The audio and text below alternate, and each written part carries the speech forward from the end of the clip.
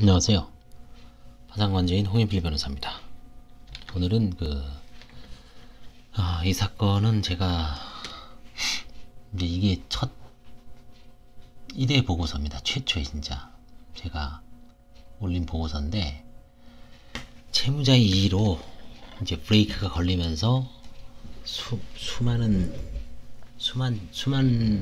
채권자는 아니고 한 2명의 채권자들이 이의를 해서 좀 뭔가 상당히 어떤 초반부터의 어떤 문제점을 제기하는 바람에 결론이 달라졌습니다. 그나마 제가 한번 나중에 말씀드릴게요. 한번 보겠습니다. 주로 강남에서 거주했습니다. 이때는 잘 나가셨죠. 개포동, 채무자 소유, 압구정동, 현대아파트, 배우자 소유. 2017년에서 14년도에는 결국은 뭐 아파트가 채무자 소유 아파트도 있고 배우자 소유 현대아파트도 있고, 근데 이제 시작은 이때부터 했습니다. 2014년에 16년도에 이 아파트가 경매 처분됐습니다. 개포동에 있는 아파트가 중앙 14타경 땡땡땡으로. 그래서 결국은 2016년부터는 주민등록을 사돈의 언니 집에 옮겨놓고 실거주는 이제 아들하고 아들이 처갓집, 이제 장인 사돈 집에 거주하고 있습니다.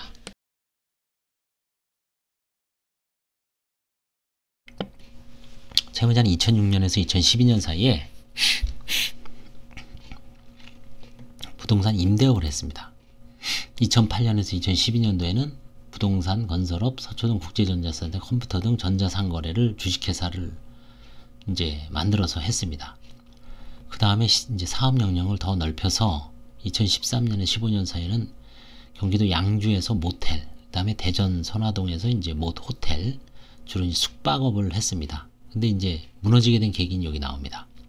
2008년부터 서초동에서 컴퓨터 전자상거래 업체를 운영하면서 동시에 부동산 및 모텔업을 영위하기 위해 모텔을 인수하여 운영했습니다. 직접적인 부도 경위는 경기도 포천에 부동산, 그러니까 낚시터를 매입을 해서, 그걸 이제 낚시터가 이제 유지입니다. 유지. 부동산 지목상.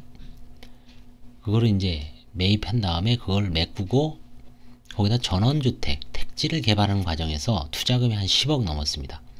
이 10억을 그 아파트 담보라든가 모든 걸 이제 뭐 아들 딱터론까지 다 털어넣어서 이걸 개발했는데, 세입자와 이제 분쟁을 겪으면서 이 낚시터, 모텔과 소유한 부동산에 가압류가 설정되는 등 운영 부진에 빠지면서 모든 부동산이 경매 처분되고 잔존빚을 갚을 능력이 없어 파산을 일었다. 이 낚시터에서 이제 개발을 하고 거기 있는 세입자하고 분쟁을 겪으면서 소송도 당하고, 여기서 이제 잘못됐다고 보여집니다.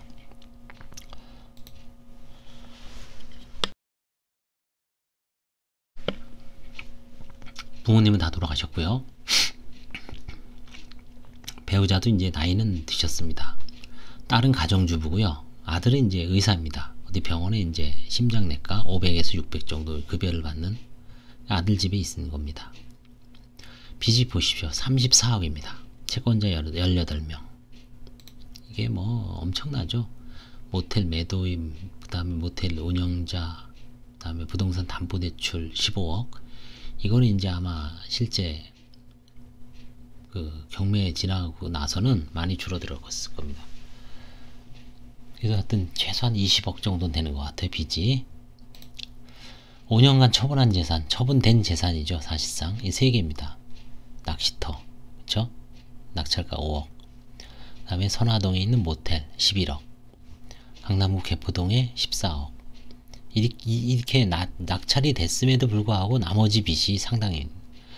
근데 여기서 이제 결정적인 게 부천입니다. 저는 이게 2014년도에 선행 매각이 돼서 6억 원은 이게 이제 조카입니다. 조카에게 대물 변제를 했고 5억 원은 담보대출 상환을 했는데, 처음에 이 조카라는 걸 몰랐어요. 그러니까 대물 변제라는 걸 몰랐죠. 그냥 16억에 팔았겠지. 그냥 뭐 세 다 넘기고, 그래서 채무자 말을 그대로 믿어서 넘어갔는데 채권자가 이의 제기한 겁니다. 조카다.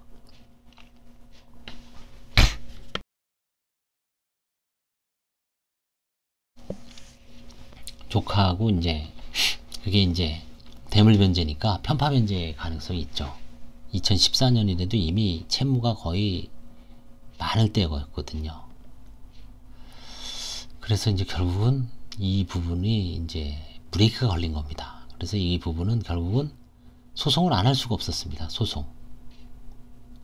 부인 소송을 하려고 하니까 채무자가 조카한테 피해를 주는 것 같아 그래서 면책을 아예 취하해 버렸습니다. 파산 면책을. 그래서 이제 보험도 다 생활비로 해약을 했고요. 그 다음에 뭐 자녀는 문제는 없습니다. 자녀는 이거 뭐 특별하게. 그래서 이제 한번 보실까요? 경매부동산 3건 매각 내역, 제출된 부동산 등기부 경매 배당표, 사건별 수불 내역서 이해할 때 모두 선순위 근저당권자들에게만 배당되었고 일반 채권자들에게 안분 배당된 금원이 없습니다. 그래서 뭐 사행위가 있을 수가 없죠. 그렇죠? 편파나 흔적도 없습니다. 따라서 문제점을 발견할 수 없습니다. 문제는 경기 부천 부동산 매각 내역입니다. 제가 한번 볼까요? 총 16억 원에 매각하였으나 이 3건의 부동산 매각 전 시점에 채권자에게 16억 원에 매각하면서 6억 원은 차용금을 매도대금으로 가름하기는 방식으로 일종의 대물변제로 매각을 했습니다. 사실 적정한 가격의 대물변제고 2014년 경우는 채무자의 경제적 파탄 발생 전이거든요. 다음에 채무자가 소유한 부동산에 대한 경매도 모두 그 시점 이후인 2015년에 16경에 이루어졌으므로 사회이사를 가지고 매각한 행위로 보기에는 어렵다라고 저는 이제 봤습니다. 사실 뭐 이렇게 보고 그냥 종결하려고 하는 의사가 있었죠. 아울러 매각으로 부채가 줄어들음, 16억 전액 채무 변제. 그 다음에 이 조카의 악일 입장에 승소하는 것은 힘들다고 판단되어 관제인은 부인권 행사를 좀 주저한 거죠. 근데 나중에 보니까 이 일을 하는 거 보니까 이제 조카가 나오고 사채가 나오고 뭐 금원 얘기가 나오고 이미 그 시점에 사실 되게 위태한 상태였으니까 채권자가 끈질기게 이의제기하는 마당에 참 뭐 소송을 안 할 여지는 없었거든요. 그래서 결국은 이제 뭐 딸은 문제 없습니다. 아들도 문제 없습니다. 의사고.